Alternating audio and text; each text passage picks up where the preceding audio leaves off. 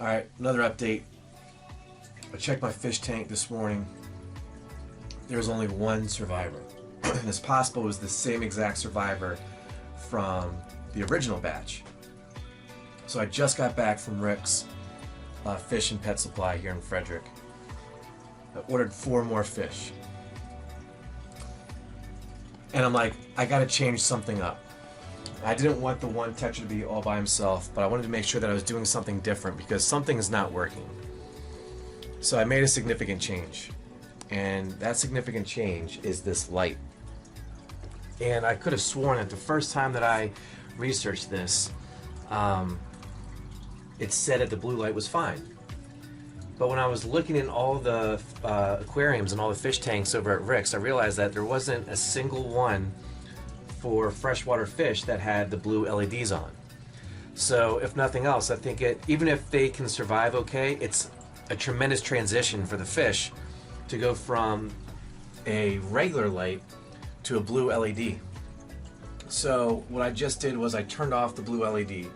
I'm going to keep the regular light on, and I'm hoping that it makes the fish feel more at ease, and it's less of a transition since there's already a lot that they're dealing with and adjusting to as far as the exact pH and temperature and everything else, that the lack of other fish, the introduction of an existing Tetra, so there's a lot going on.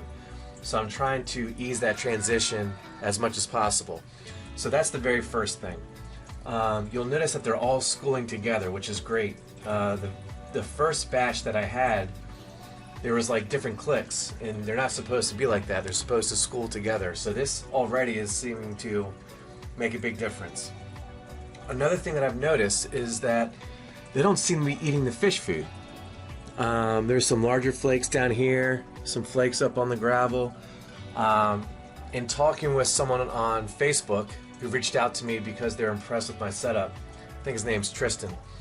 He reached out to me and said that that's good in a way because you have the good bacteria from the food, and he suggested that I do that prior to introducing new fish. So I'm not too concerned about the fish food adding to like the water quality, but I am concerned if the fish aren't eating it. So what I have here is tropical fish flakes, which is what I'm supposed to, what I'm recommended to get. Now the only thing that is causing me some suspicion and some concern is that it is high protein. I don't know if that's for like larger tropical fish. I don't know, because every single time I try and research this online, there isn't one of them that says high protein. And the fish flakes, when you open this up, they're actually really big. And so when I take them out, I have to like crush them in my fingers to make them a lot smaller, so they're easier to consume for the smaller tetras. And so that is also an indication to me that this might not be the right fish food. Now unfortunately I didn't quite realize that until I transitioned the fish into this aquarium. So I'm gonna have to go back to Rick's and buy some different fish food. I actually did not buy that at Rick's. I bought that at another like chain pet store that I'm not going to mention. And it's very possible that I just overlooked what was correct, or they just were giving out like generic fish food that wasn't specific to this particular species of fish or breed of fish. So I'm going to have to run out to Rick's here shortly to try and make sure that they are fed as quickly as possible.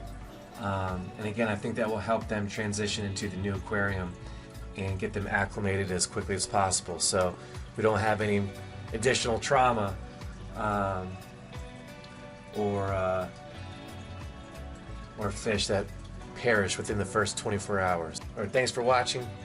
We'll keep you updated, and hopefully this all goes well.